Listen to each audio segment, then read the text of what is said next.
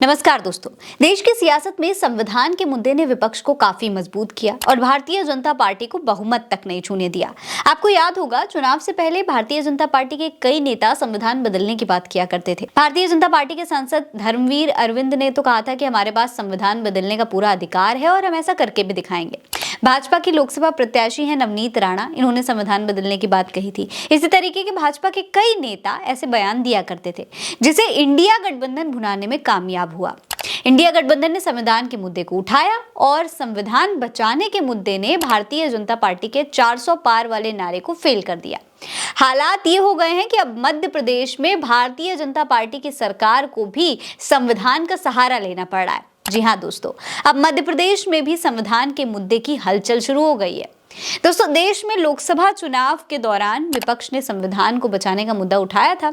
खुद Rahul Gandhi pocket diary की तरह संविधान की एक कॉपी लेकर घूम रहे थे। लोकसभा में शपथ और प्रधानमंत्री के शपथ के दौरान भी संविधान सामने रहा। इस बार तो प्रधानमंत्री नरेंद्र मोदी ने खुद संविधान उठाकर अपने माथे से लगाया था। पहले वो उसी संविधान के आगे सिर्फ झुककर एक प्रणाम कर लिया करते थे, लेकिन इस बार बाकायदा उस संविधान को हाथ में उठाया और उसे अपने माथे से लगाया। ये बदलाव बहुत बड़ा था।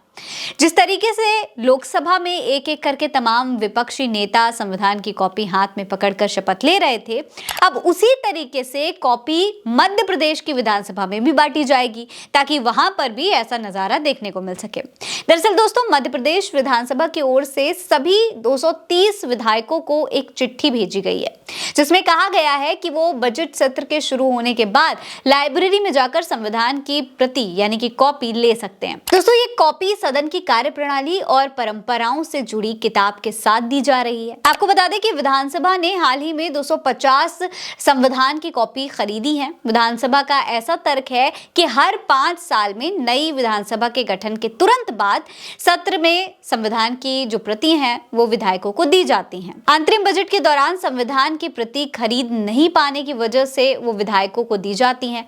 अब चूंकि वक्त है और इसकी खरीदारी हो रही है, इसीलिए ये पुस्तक विधायकों को बांटी जा रही है, ऐसा कहना है। बताया जा रहा है कि 230 विधायकों को संविधान की जो कॉपी है ये दी जाएगी। इसके अलावा बाकी बची हुई किताबें लाइब्रेरी में रख दी जाएंगी। वहीं दोस्तों, इस पर मध्य प्रदेश विधानसभा के प्रमुख सचिव AP सिंह का कहना है कि ये नई बात नहीं है, हर 5 साल में संविधान की प्रति बांटी जाती है।